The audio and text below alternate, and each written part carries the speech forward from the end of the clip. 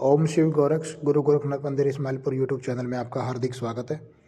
गुरु गोरखनाथ जी महाराज के साथ पूजे जाने वाले गोगा झारवीर जी महाराज, आज हम उनके बारे में बात करेंगे। उनका जन्म कहाँ हुआ, कौन यह देवता है, क्या इनकी शक्तियाँ हैं और कौन कौन से देवता इनके साथ चलते हैं। तो इस वीडियो में आज पूरा गोगा झारवीर जी के बारे में हम आपको बताएंगे।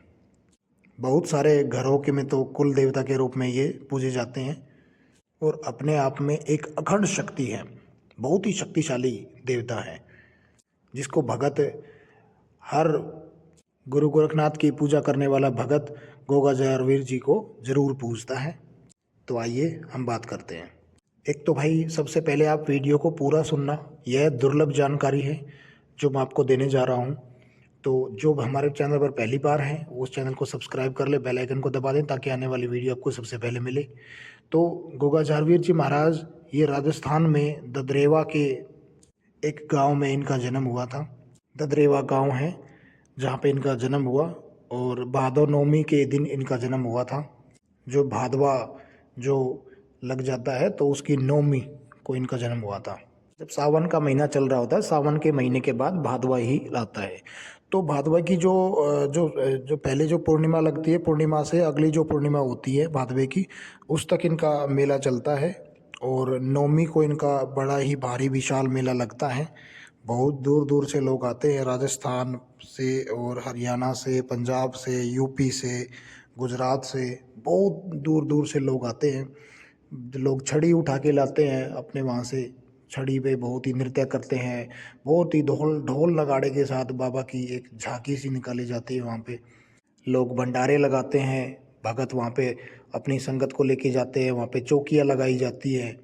तो इस महीने में भादवे के जो नौमी है, इसको जो मेला लगता है वह बड़ा ही जश्न भरा होता है।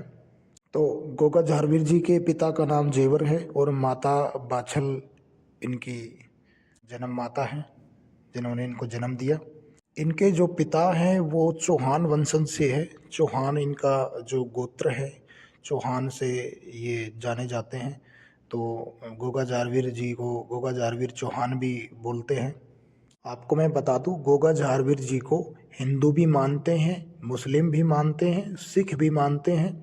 तो अलग अलग जो जाति है, जो धर्म है, वो भी इनको मानते हैं। ये बहुत बड़ी शक्ति है अपने आप में। तो इनका जन्म जो हुआ था वो 13वीं सदी का बताया गया है, जब यहाँ के इनके जो पिता जेवर चौहान जो थे वो राजा थे यहाँ के। तो राजा जेवर की जो शादी है वो माता बाछल से हुई थी। तो काफ़ी साल बीतने के बाद इनको कोई संतान नहीं हुई थी। तो गुरु गोरखनाथ जी वहाँ पर भ्रमण करते हुए अपने चेलों की जमात के साथ वहाँ पे आए थे। तो नौलखा बागों में उन्होंने अपना डेरा लगाया था, वहाँ पे अपना धूना जमाया था, वहाँ पे तपस्या की थी। तो वहाँ पे डेरा जमाने के बाद भिक्षा मांगने के लिए गुरु गोरखनाथ जी ने ओगढ़नाथ को भेज दिया था नगरी में।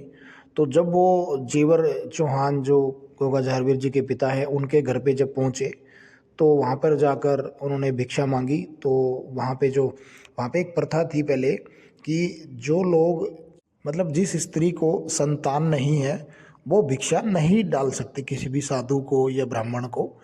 तो उन्होंने अपनी दासी को बोला कि आप ये दक्षिणा ब्राह्मण जो साधु हमारे द्वार पे आए हुए हैं उनको आप डाल दो। तो वहाँ पे जो ओगढ़नाथ खड़े हुए थे उन्होंने मना कर दिया कि जो घर की जो स्वामिनी है, हम उसी के हाथ से ही दक्षिणा लेंगे, भिक्षा लेंगे। उन्होंने बोला कि आप उनको ही आने को बोलो कि वो ही अपने हाथों से मुझे भिक्षा डालेंगी। तो माता बाछल बाहर आती है। तो माता बाछल ने अपना जो भी दुख था वो ओगढ़नाथ के सामने अपना प्रकट किया कि मैं इतने सालों से निसंतान हूँ, मुझे कोई संतान नहीं है। तो ओगढ़नाथ ने गुरु गोरखनाथ के बारे में बताया कि शिव शंकर के अवतारी हैं, अपार शक्ति हैं, आप एक बार धोने पे आइए और गुरु गोरखनाथ जी के दर्शन पाइए, निसंकोच आपकी समस्या का समाधान निकलेगा। उन्होंने माता बाछल को पहले ही युक्ति बता दी थी कि आप नौलखे बागों में जब आएंगे तो वहाँ पे आप सेवा भाव कीजिए, अपना सेवा भाव रखिए। आप उनके जो चेले हैं या गुरु गोरखनाथ जी महाराज हैं उनके लिए आप भोजन पकाइए और जब आप ये ऐसा जब सेवा भाव वहाँ पे रखेंगे तो गुरु गोरखनाथ जी खुश होकर आपको पुत्र प्राप्ति का वरदान दें। तो ऐसा आप सेवा भाव वहाँ पे अपना दिखाइए। तो यह सब 12 साल तक चलता रहता है। तो 12 साल बीतने के बाद गुरु गोरखनाथ जी महाराज ने उनकी जो सेवा भाव देखकर उनको बोला कि आपको कल मैं पुत्र प्राप्ति का वरदान दूंगा, आप सुबह कल ब्रह्म मुहूर्त में आइए। क्योंकि वहाँ से गुरु गोरखनाथ जी महाराज वो दूसरी सुबह यानी कि ब्रह्म मुहूर्त में 4 बजे उनको बुलाया था, तो वो वहाँ से उस दिन प्रस्थान करने वाले थे। तो माता बाछल खुशी से झूमने लगी कि उनको भी पुत्र होगा और पुत्र प्राप्ति का वरदान मिलेगा। तो उनकी जो बहन थी काछल, दोनों बहनें सगी थी, काछल और बाछल। तो उन्होंने काछल को जैसे ही बताया तो काछल ने सोचा कि वो भी निसंतान है, तो वो भी क्यों ना इस वरदान को पाने के लिए जाए।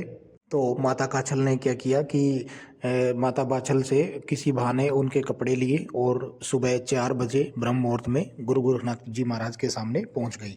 दोनों बहनें एक जैसी ही दिखती थी, दोनों के एक ही चाल ढंग जो बोलने का भाव था वो भी सेम था।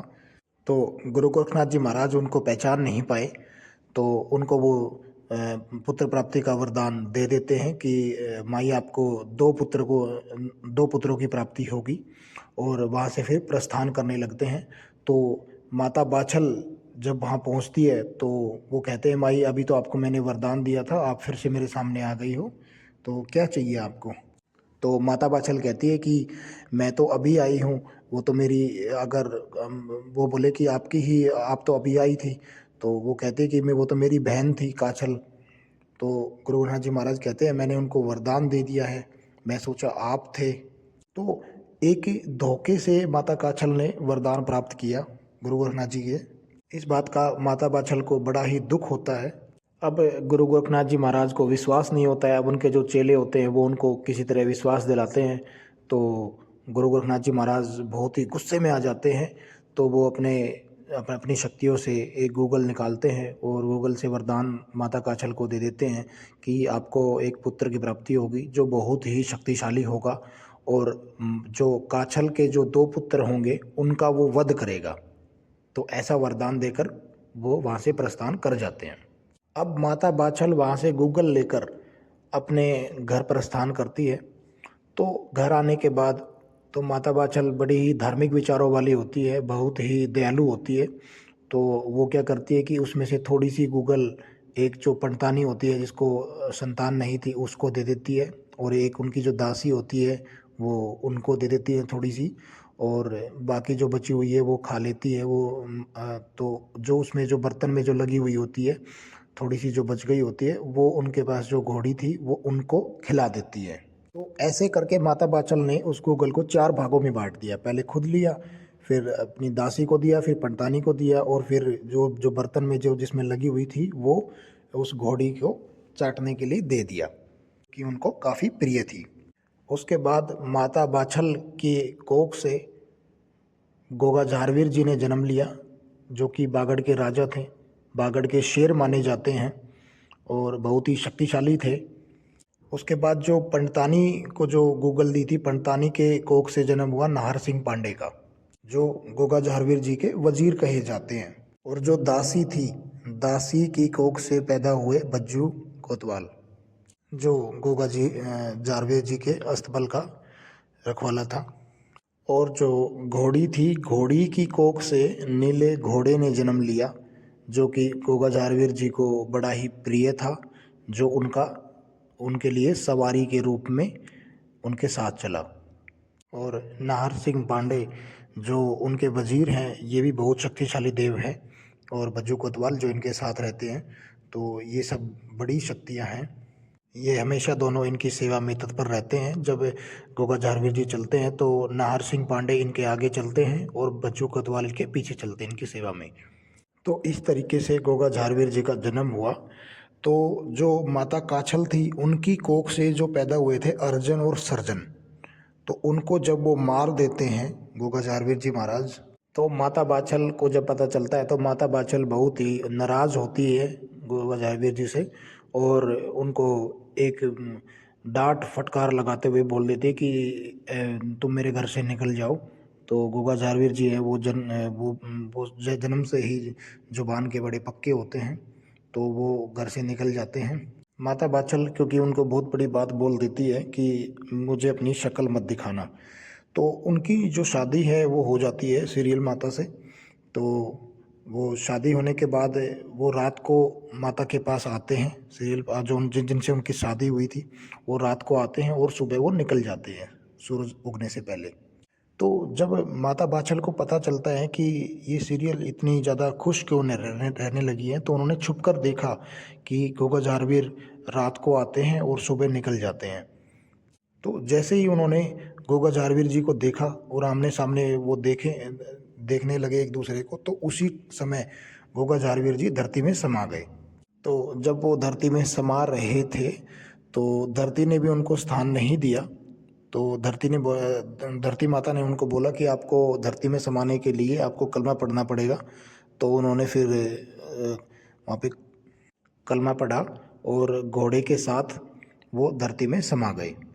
ये सारी बातें वहाँ से, जो उनका जो जन्म स्थान है ये वहाँ से हमने पता की हुई है, ये लोगों ने वहाँ से बताई हुई है, जो वहाँ के बड़े बुजुर्ग हैं जो वहाँ पे निरंतर सेवा करते हैं मंदिर में इनके में।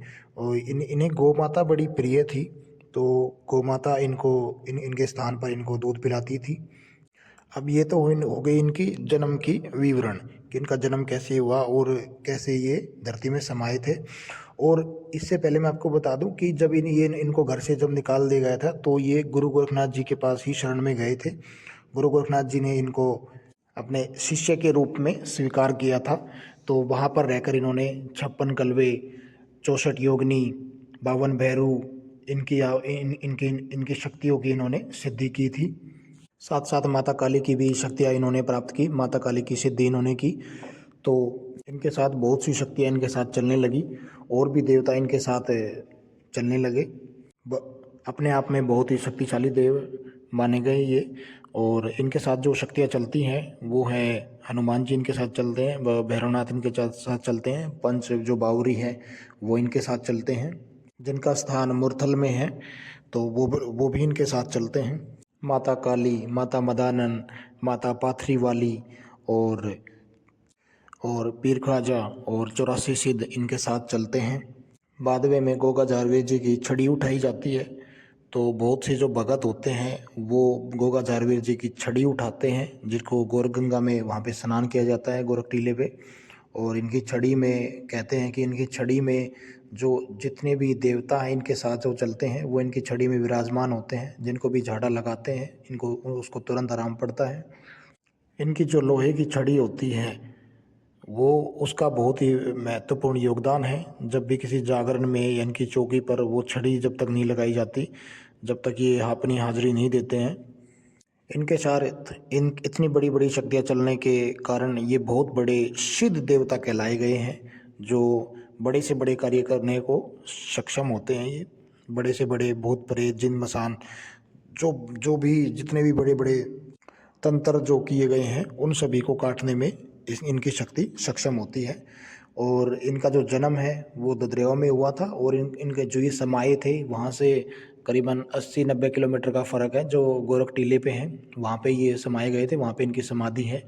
और दोनों जगह भादवे में बड़ा ही विशाल मेला लगता है, बहुत बहुत दूर से लोग आते हैं, दर्शन करते हैं। तो मैं चाहता हूँ एक बार आप भी इनके दर्शन कीजिए। अगर किसी भाई ने दर्शन नहीं किए हैं इनके स्थान के, जन्म स्थान के और इनके समाधि स्थान के, तो ज़रूर कीजिए। मैं आशा करता हूँ दी हुई जानकारी से आप संतुष्ट होंगे। वीडियो ज़्यादा लंबी हो जाएगी इसलिए इनके भोग प्रसाद के बारे में अगली वीडियो में बात करेंगे। बाकी इस वीडियो को ज़्यादा से ज़्यादा लोगों को शेयर करें ताकि और भी लोग जान सकें गोगा झारवीर जी के संपूर्ण जीवन के बारे में। और हम मिलते हैं एक नई वीडियो में।